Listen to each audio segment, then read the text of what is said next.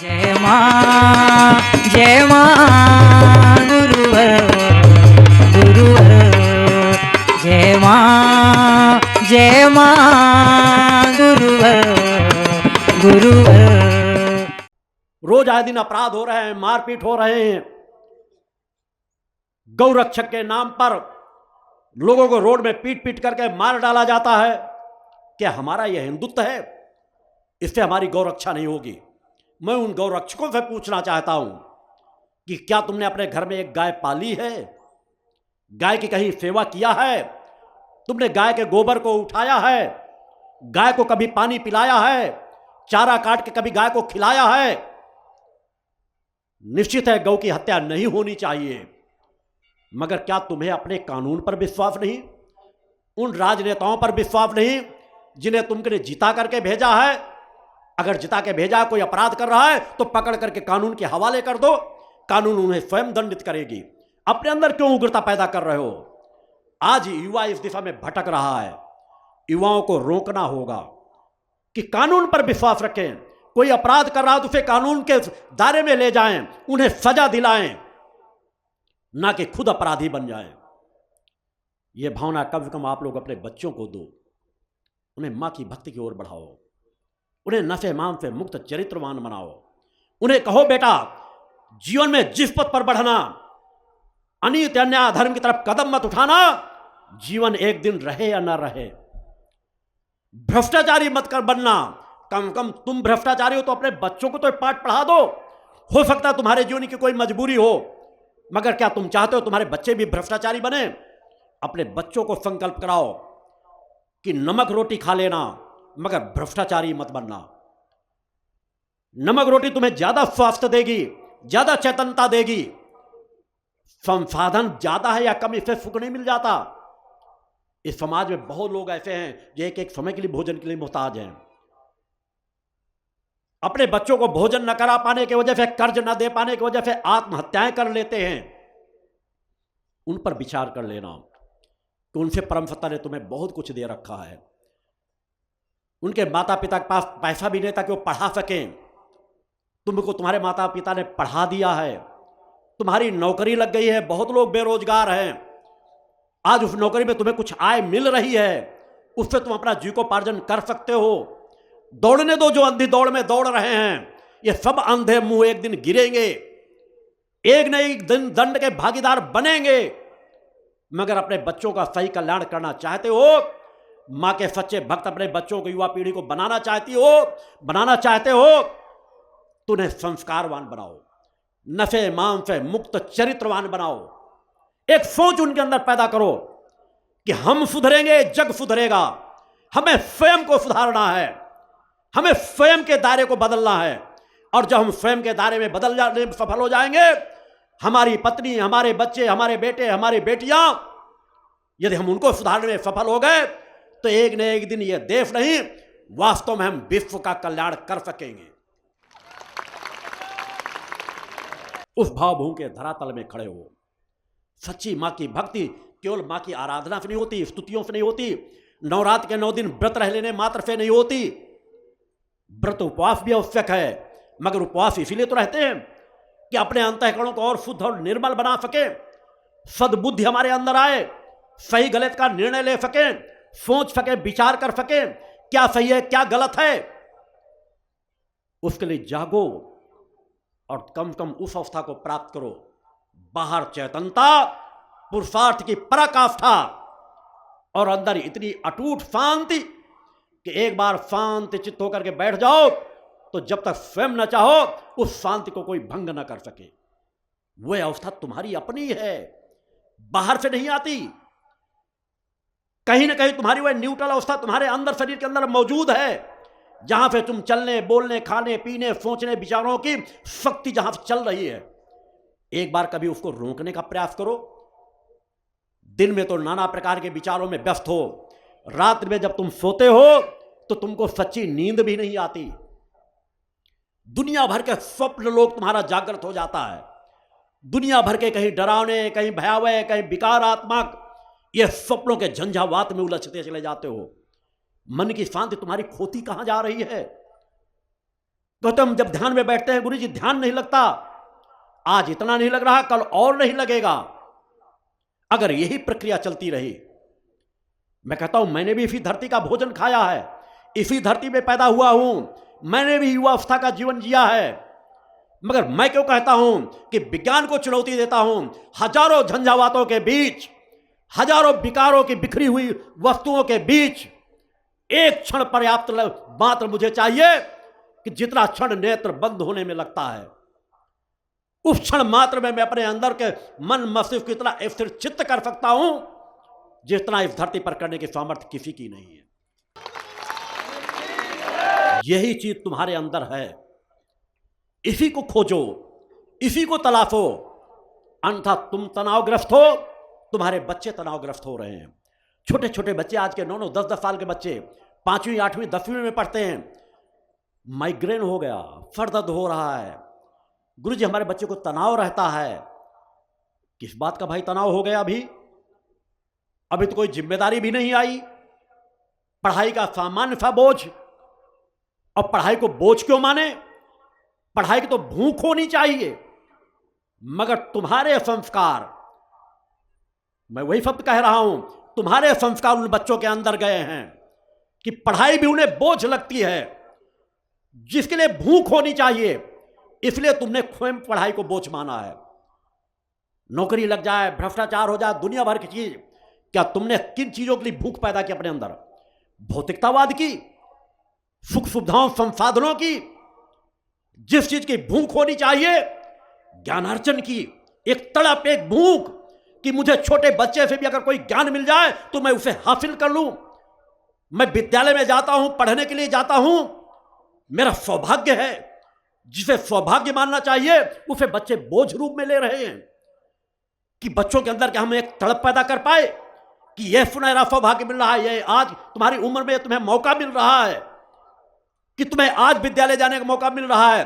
नित्य प्रति उन्हें समझाओ, आज के दिन का भरपूर उपयोग करना, जो पाठ तुम्हें पढ़ाया जाए उसे पढ़ना, अंदर समाहित करना, उन्हें प्रेरित करो। सत्य की भूख, प्यास, तड़प, भौतिकतावाद की कुछ चीजें नष्ट हो जाए तो नष्ट हो जाने दो, मगर उस धरोहर को हासिल करो जो आज भी तुम्हारे पास है, कल भी तुम्हारे साथ रहेगी। भौतिकतावाद की हर संपत्ति, स्वयं आंकलन कह लो, ये मैं नहीं कहता, अगर सत्य है तो इस पर तुम विचार क्यों नहीं कर पा रहे? मुझे खुद इस बात की वेदना होती है, कितना तुम मानसिक रूप से विकलांग हो चुके हो, इस सत्य बात को नहीं जान पाते। अपने आने को तुम्हारे पिताजी, बाबा, नाना, दादा ना मालूम कितने मर करके चले गए होंगे, तुम जानते होगे कि उन्होंने ना मालूम कितना कमाया। कीड़े मकोड़ों की तरह अनेकों लोगों को देखते होगे लगे रहते हैं, एक फैक्ट्री बाद दूसरी, दूसरे के बाद तीसरी, दिन दिन भर केवल बनियान पहने दुकानों में बैठे हुए हैं, सुबह से शाम तक व्यवसाय, न तन में कपड़े, न अच्छा भोजन, केवल धन अर्जन में। और क्या गया उनके साथ? जो संस्कार थे वो भी यहीं पर उन्होंने धन में बदल डाला। सुबह शाम पूजा पाठ भी नहीं किया होगा, अपने धन का एक भी हिस्सा निकाल करके परोपकार में न लगाया होगा, गरीबों को न दिया होगा, किसी भूखे के पेट में अन्न न डाला होगा, किसी ऐसे बच्चे की मदद न किया होगा जिसके घर में पढ़ाई की किताबों के पैसे ना, उन्हें मदद की गई हो।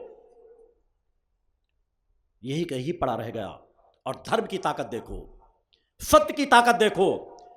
तुम एक क्षण भी अगर सत्य की तरफ कदम उठाने में सफल हो जाते हो, एक भी सत्कर्म कर लेते हो, एक भी पुरुषार्थ कर लेते हो, एक भी अच्छा कर्म तुमसे हो जाता है, तो उस सत्कर्म का परिणाम तुम्हारे अंदर होता है। वह आज भी है और कल भी तुम्हारे साथ जाएगा। उसे दुनिया की कोई ताकत छीन नहीं कर सकती। इतनी बड़ा बहुमूल्य धरोहर का विधान, उस परम सत्ता पर नतमस्तक हो जाने के लिए बार बार मन करता है कि मां ने कितना सुंदर विधान दे रखा है कि खुद करो और खुद पाओ। इतना अलौकिक विधान, अंश मात्र सुई की नोक के बराबर गुंजाइश नहीं है। तुम्हारे हर कर्म का फल वह देने के लिए तैयार है। सतम कर्म करो, आनंदित रहो, पुरुषार्थ करो, परोपकार करो, स्वयं आनंदित रहो और अपने सानिध्य में आने वाले लोगों को आनंदित करो। स्वयं प्रकाशित हो और दूसरों को भी प्रकाशित करो। इससे बड़ा आनंद और क्या होगा? जो संपत्ति कभी नष्ट नहीं होनी, जन्म दर जन्म आपकी पूंजी के रूप में बढ़ती जाती है। और आप व्यवसाय में नौकरी महीने भर की, वेतन आपकी जेब में आ गया, घर को जा रहे हो, रास्ते में एक्सीडेंट हो गया, तो वेतन वही रोड में बिखर करके रह जाता है, ना आपके काम आता है ना आपके परिवार के काम आता है। और यह बहुमूल्य धरोहर आपके भी काम आएगी, आपके बच्चों के भी काम आएगी, क्योंकि आध्यात्मिक धरोहर है। आप देखते हो कि किसी के घर में जाओ, किसी के बेटे को देखो, तो बेटे की शक्ल सूरत उसके माता पिता से मिलती है, कहते थे ये उसका पुत्र होगा। तुम्हारी शक्ल सूरत उस बच्चे पर आ जाती है। क्या कभी नहीं सोच पाते कि तुम्हारे विचार, अच्छे या बुरे विचार, कितना उस बच्चे के ऊपर गए होंगे? तुम सभी अपने बच्चों से प्रेम करते हो, मैं नहीं कहता बच्चों से प्रेम नहीं करते, मगर अज्ञानी प्रेम करते हो। अगर अच्छा प्रेम करते होते तो हर पल सजग स्वयं होते। संतान उत्पत्ति करना केवल विकारों का खेल न बनता। संतान उत्पत्ति के पहले विचार करते कि वास्तव में मैं सद्विचारों को ग्रहण कर पाया हूं कि नहीं कर पाया हूं, क्या मुझे एक नवीन संतान की उत्पत्ति करने का अधिकार है या नहीं, कहीं मेरी संतान कुमार्गी तो नहीं हो जाएगी, कहीं मेरी संतान को संस्कारी तो नहीं हो जाएगी, मैंने अपने घर का वातावरण ऐसा बनाया है कि नहीं बनाया, मेरे पति पत्नी के संबंध मधुर हैं या नहीं, आत्मीयता के हैं या नहीं, मेरे घर में आने वाली नई संतान क्या वास्तव में उस वातावरण को आप दे पाते हो? नहीं दे पाते, क्योंकि सब कुछ विकारों में समाहित हो गया है। यह इतना आसान नहीं। एक एक नई पीढ़ी के प्रति सोचो, विचार करो, तब अपने घरों में संतानों का जन्म कराओ। संतान 1000 नहीं, एक पर्याप्त होती है। 1 या 2 संतानों तक अपने आप को सीमित रखो, वह बेटा हो या बेटी हो, उन्हें शिक्षित करो। बेटा तुम्हारी मुखाग्नि देगा तो इसे मुक्ति मिल जाएगी, यह मत मानना, मगर बेटी मुखाग्नि दे देगी तो तुम्हारी मुक्ति सुनिश्चित है। उसमें 2 भेद नहीं है। बेटे बेटियों को एक समान मानो, मगर सबसे बड़े अपने अज्ञान को दूर करो। ये तुम्हारी अज्ञानता तो है। मैंने कहा कि पागल को पागल कह देते हो, जिस बिंदु से मैंने शुरुआत कहा था, मगर आप सबसे बड़े पागल हो। भले मेरी बात बुरी लगे, तुम कहते हो बेटा हमने इसलिए पैदा किया है कि अंतिम समय पर हमारा क्रियाकर्म कर देगा, मुखाग्नि दे देगा, तिरही कर देगा, तो हमारी मुक्ति हो जाएगी। तो मुझसे बताओ, क्या इतनी सोच तुम्हारे पास नहीं है? तुम्हारा बेटा तुम्हारे ही पैसे से तिरही करेगा, कुछ थोड़ा सा दान धर्म कर देगा, थोड़ी सी पूजा पाठ कर देगा, तुम्हारी मुक्ति हो जाएगी। तो तुम अपने रहते ही इतना दान धर्म पूजा पाठ क्रियाकर्म क्यों नहीं कर लेते हो कि तुम अब अपने बच्चों पे आश्रित ना होना पड़े? क्यों दूसरों पर आश्रित होते हो? हर पल ऐसा जीवन जियो कि मैं मुक्त था, मुक्त हूं, मुक्त रहूंगा। मेरी मृत्यु के बाद अगर मेरा शरीर सड़ने गलने लगे, किसी को लगे, तो चाहे पानी में बहा दो, चाहे जमीन में दफना दो, चाहे आग में जला दो, चाहे चिल कौओं को खिला दो, इससे मेरी आत्मा पर कोई फर्क नहीं पड़ेगा, क्योंकि यह 5 तत्वों से निर्मित है और 5 तत्वों में ही विलीन हो जाएगा। तुम छोटी छोटी बातों पर, कहीं समाज पर आश्रित हो रहे हो, कहीं अपने पुत्रों पर आश्रित हो रहे हो। इससे ऊपर उठ जाओ, खुद संस्कारवान बनो, अपने ही रहते परोपकार करो, गरीबों की सेवा करो। अस्पताल में ऐसे लोग जो इलाज से मर जाते हैं, उनको थोड़ा बहुत सहयोग कर सकते हो, सहयोग करो। आज सुनकर बड़ा आश्चर्य होता है जब कई बार प्रदेशों में, हर प्रदेश में, एक प्रदेश की बात नहीं करता, अस्पतालों में 400 नवजात शिशु मर गए, 500 इस बीमारी से बच्चे मर गए। एक बार केवल यह सोच करके देखना कि तुम्हारे घर में 2, 4, 5 साल का बच्चा हो, साल भर का बच्चा हो, तुम उससे कितना प्रेम करते हो, तुम्हारे परिवार के लोग उससे कितना प्रेम करते हैं कि तुम दुखी भी होते हो तो बच्चों के बीच आ जाते हो, तो सुखी हो जाते हो, आनंदित हो जाते हो। वही बच्चा यदि उसी तरह की बीमारी से तुमसे छिन जाए तो तुम्हें कैसा लगेगा, तुम्हारे परिवार को कैसा लगेगा? उसी तरह उस गम को एहसास कर लेना। एहसास करते रहोगे तो एक न एक दिन तुम्हारे कर्म बदल जाएंगे। तुम या तो शासन प्रशासन के ऊपर दबाव डालोगे, या ऐसे भ्रष्टाचारी राजनेताओं को नहीं जिताओगे जो इन सामान्य बातों को सामान्य घटना कह के टाल देते हैं कि परसाल ऐसे मरे थे, पिछली सरकारों में इतने मरे थे। धिक्कार है तुम्हारी मानवता पर, धिक्कार है तुम्हें अपने आप को इंसान कहने पर, जब यह कह देते हो कि पिछली सरकारों में मरे थे तो इस बार भी मर गए तो क्या हुआ। एक एक बच्चे को बचाने के लिए तुम्हें दूसरी योजनाओं को रोक देना चाहिए। तुम विदेशों में जाते हो कि हम अपनी रोडें कैसी बनवाएं, कैसे संसाधन उपलब्ध कराएं। क्या विदेशों से अगर कोई बीमारी नहीं रोक पा रहे तो देश के अच्छे से अच्छे डॉक्टर नहीं बुला पाते, विदेशों से अच्छे डॉक्टर नहीं ला पाते।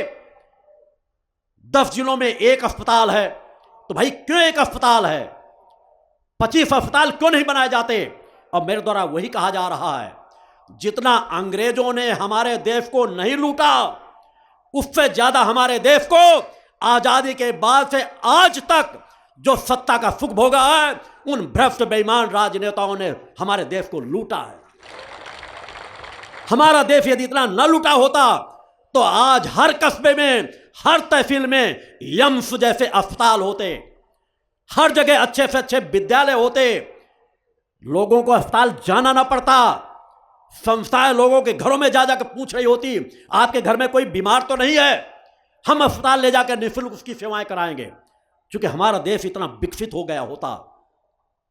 मगर हमारे भ्रष्ट राजनेताओं ने कंगाल कर दिया इस देश को।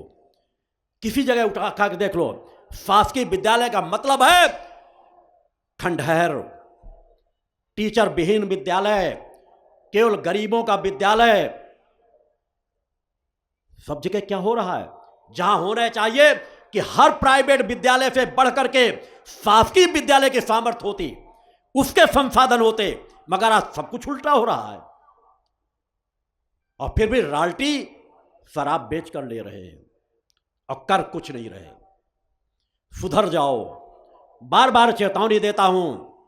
नहीं, मेरी भक्ति मानव कल्याण संगठन की ये 3 धाराएं तुम्हें सुधार करके रख देंगी।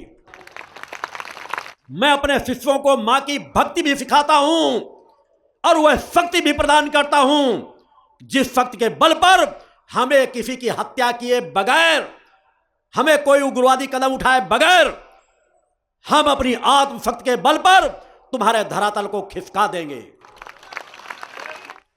अन्यथा आओ, हम हृदय से स्वागत करते हैं हम उन हर समाज सेवकों का, उन हर धर्म गुरुओं का, हर राजनेताओं का जो वास्तव में समाज सेवक बनकर के कार्य करना चाहते हैं। हर भ्रष्ट राजनेता संसद में 1 मिनट में बिल पास हो जाता है, वेतन को 10 गुना, 20 गुना, 50 गुना बढ़ा लेते हैं। एक सामान्य कर्मचारी, अगर कोई एक टीचर 10%, 5% बढ़ाना चाहता है तो फिर लाठियां खानी पड़ती हैं। महिलाओं के आरक्षण का बिल नहीं पास हो सकता, मगर बेईमानों का देखते देखते हर्ष ध्वनिमत से एक भी विरोधी नहीं होता। मेरा मानना है कि जितने सांसद विधायकों को संसाधन दिए जाते हैं उसमें 50% कटौती कर देनी चाहिए। 5 साल सेवा करके पेंशन के अधिकारी बन जाते हैं, दुनिया भर का सुख भोगते हैं, 5 साल रहते हुए सुख भोगते हैं, 5 साल बाद भी सुख भोगते हैं, और उसके बाद भी इतना वेतन उनको चाहिए। एक गरीब से गरीब व्यक्ति कितने में अपना जीवन गुजारा कर लेता है, फिर कैसी समाज सेवा। क्या तुम समाज सेवक हो? एक न एक दिन वह आएगा जरूर इस भारत भूमि पर जब इन विधायकों सांसदों का वेतन घटेगा। मनमानी नहीं चलेगी, सुधरेगा। मेरा तो दूसरा भी मानना है, हम जिस देश में रह रहे हैं हमको दूसरे देशों से तुलना नहीं करना। आज जिस तरह से बेरोजगारी बढ़ रही है, अगर इस पर ध्यान नहीं दिया गया राजनेताओं ने तो एक ऐसा विस्फोटक स्वरूप धारण कर लेगी। उनको कहीं ना कहीं आय तो चाहिए, नहीं चाहे तो नमक रोटी खाने की तो चाहिए, नहीं मिलेगा तो वो अपराधी बनेंगे कि इस विस्फोट को रोक पाना मुश्किल होगा। सरकारें अगर थोड़ा सोच सकें, कार्य थोड़ा विपरीत है, मगर मैं मानता हूं कि जितनी शासकीय नौकरियां हैं, छोटी स्तर की छोड़कर 4th क्लास की छोड़ करके, उन सभी नौकरियों में जो अभी लगे हुए हैं उनको वैसे ही वेतन के आधार पर रहने दिया जाए। बाकी जितनी नौकरियों में नई भर्तियां की जाएं, उनके लिए नए नियम लागू कर दिए जाएं और हर व्यक्ति को जितना वेतन मिलता है उसका 50% कम में उसको वह नौकरी दी जाए। देश में दुगना बेरोजगारों को रोजगार मिल जाएगा, नौकरियां मिल जाएंगे और वो सच्चाई ईमानदारी से कार्य करेंगे। उनके बंड भरा लिए जाएंगे लाइफ में, केवल इस नियम के तहत आपकी नौकरी में वेतन बढ़ता रहेगा, आप इसके लिए आंदोलन नहीं कर सकोगे। एक एक व्यक्ति को 50-50 हजार, 1-1 लाख रुपए वेतन मिल रहा है और दूसरा व्यक्ति उसी कार्य को 10,000, 15,000, 20,000 का काम करेंगे, ईमानदारी से करेंगे, फिर भी उन्हें मौका नहीं मिलता। सुधार तो कुछ करना ही पड़ेगा। जब हमारी जैसी समस्या हो, अगर हमारे घर में ज्यादा अन्न नहीं है, अगर एक रोटी हम 2 लोग हैं तो हमको बांट के खाना ही पड़ेगा, अन्यथा एक भूखा मरेगा या तो दूसरा कुंठाग्रस्त हो जाएगा, तो या तो उसको मारेगा या तो उसकी रोटी छीनेगा। और यही समाज में हो रहा है। भारत भूमि की हमारे प्रधान सेवक की अभी सुई वहीं पर अटकी है। 125 करोड़ का मैं प्रधानमंत्री हूं। अरे मोदी जी, आप जब से प्रधानमंत्री बने तब से अब तक में जनसंख्या बहुत बढ़ गई है। आपको 125 करोड़ के कांटे को और आगे ले जाओ। यह विस्फोटक रूप, उसको सुधारने की जरूरत है। मैं इन बिंदुओं पर इसलिए प्रकाश डालता हूं कि सोच तुम्हारी होना चाहिए। जब समस्याएं तुम्हारे सामने होंगी, तुम मां के चरणों पर गिड़गिड़ाओगे भी तो तुम्हारे हाथ क्या लगेगा? अगर सच्चे मन से अपनी समस्याओं के बगैर भक्त ज्ञान आत्मशक्ति के लिए करोगे तो सब कुछ मिलेगा। मगर तुम गुरुजी के पास भी आके कहो, गुरुजी हमारे बेटे को नौकरी लग जाए, तो मैं कितने बेटे को नौकरी लगवाऊंगा? जब भ्रष्टाचारियों का भरमार है, अगर एक जगह कहीं 100 लोगों की नौकरियां निकलती हैं, वहां 1000 लोग, 10,000 लोग खड़े होते हैं और पहले से निर्धारित होता है इस नौकरी के लिए जो 5 लाख 10 लाख दे देगा उसी की नौकरी लगेगी। अब एक बेचारा ईमानदार गिड़गिड़ाता रहता है, रोता रहता है, दर दर कहीं नारियल फोड़ता, कहीं सोचो उसकी वेदना को। आज भले उसको फल न मिले, मगर निश्चित याद रखना उसकी यह वेदना निष्फल नहीं जाएगी। या देवी सर्वभूतेषु शक्ति रूपेण संस्थिता, नमस्तस्यै नमस्तस्यै नमस्तस्यै नमो नमः। पंच ज्योति शक्ति तीर्थ सिद्धाश्रम, मां की कृपा और गुरुदेव की अमृतवाणी का पावन संगम। एक ऐसी पवित्र भूमि जहां मां भगवती की ज्योति हर दिल को रोशन करती है, जहां परमहंस योगीराज श्री शक्तिपुत्र जी महाराज के चरणों में बैठकर हर मन की पुकार सुनी जाती है। पंच ज्योति शक्ति तीर्थ सिद्धाश्रम, जहां हर कदम पर साधना, हर सांस में भक्ति और हर पल में जन कल्याण की सुगंध बिखरती है। आओ इस अलौकिक यात्रा में शामिल हो और देखो कैसे एक आश्रम ने करोड़ों जीवन को बदला। युगवंदनीय धर्म सम्राट, युग चेतना पुरुष सद्गुरुदेव परमहंस योगीराज श्री शक्तिपुत्र जी महाराज के पावन चरणों में कोटि कोटि नमन, वंदन और प्रणाम। उनकी कृपा से एक ऐसी पवित्र स्थली का सृजन हुआ जो तप, योग, ध्यान और साधना का स्वर्णिम केंद्र है। यह है मध्य प्रदेश के शहडोल जिले की ब्योहारी तहसील में बसा पंचज्योति शक्ति तीर्थ सिद्धाश्रम, जिसकी नींव परम पूज्य गुरु वर्श्री ने 23 जनवरी 1997 को रखी। तब से यहाँ माँ भगवती की अखंड ज्योति जल रही है और 15 अप्रैल 1997 से श्री दुर्गा चालीसा का अखंड पाठ अनंत काल तक जन जन के कल्याण के लिए गूंज रहा है। हर सुबह और हर शाम जब सूरज की किरणें और चांद की चांदनी सिद्धाश्रम को चूमती हैं, तब परम पूज्य गुरुदेव जी माता भगवती आदिशक्ति जगत जननी दुर्गा जी सहित सभी देवी देवताओं और सहायक शक्तियों की आरती करते हैं। इस पावन बेला में भक्तों के हृदय मां की भक्ति में डूब जाते हैं। मूल ध्वज साधना मंदिर में भी रोज सुबह शाम होने वाली आरती में भक्तों का समूह उमड़ता है। यहाँ हर मन की पीड़ा मिटती है, हर शरीर को शांति मिलती है और हर आत्मा को सुख, शांति व समृद्धि का आशीर्वाद प्राप्त होता है। परम पूज्य गुरुदेव की कृपा ऐसी कि वे रोज सुबह और शाम भक्तों से निःशुल्क मिलते हैं।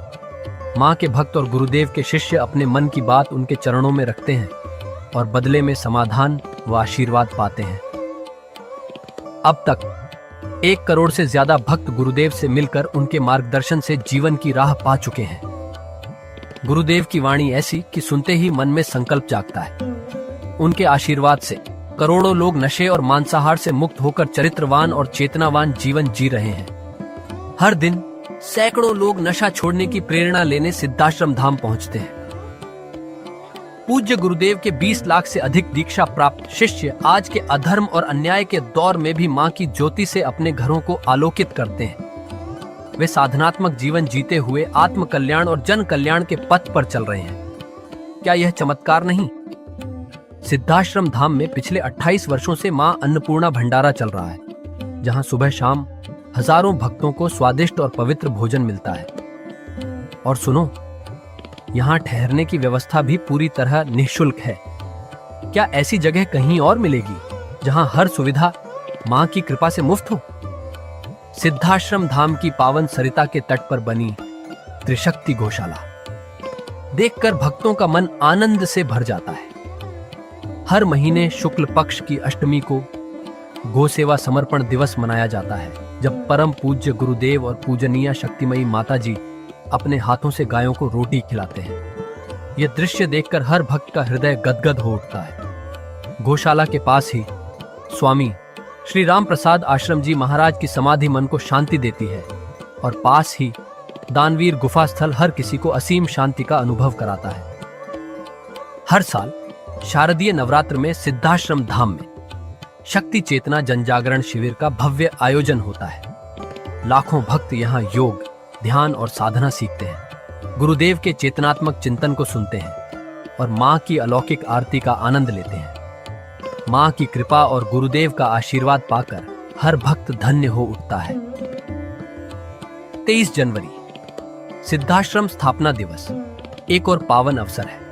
इस दिन अखिल भारतीय सिद्धाश्रम दौड़ प्रतियोगिता, योग भारती सामूहिक विवाह और शाम को सुर संध्या व कवि सम्मेलन का आयोजन होता है। क्या मजा है जब भक्ति और संस्कृति का ऐसा संगम देखने को मिलता है। सिद्धाश्रम धाम का जनसंपर्क कार्यालय हर जानकारी का खजाना है। यहाँ से मासिक सिद्धाश्रम पत्रिका और साप्ताहिक संकल्प शक्ति अखबार मिलता है, जिसमें गुरुदेव की ऋषिवाणी और प्रेरक लेख पढ़ने को मिलते हैं। और हाँ, यहाँ माँ के प्रसाद के रूप में शक्ति जल भी निःशुल्क मिलता है। इस शक्ति जल ने करोड़ों लोगों को नशे और बीमारियों से मुक्त कर चेतनात्मक ऊर्जा दी है। क्या यह माँ की कृपा नहीं?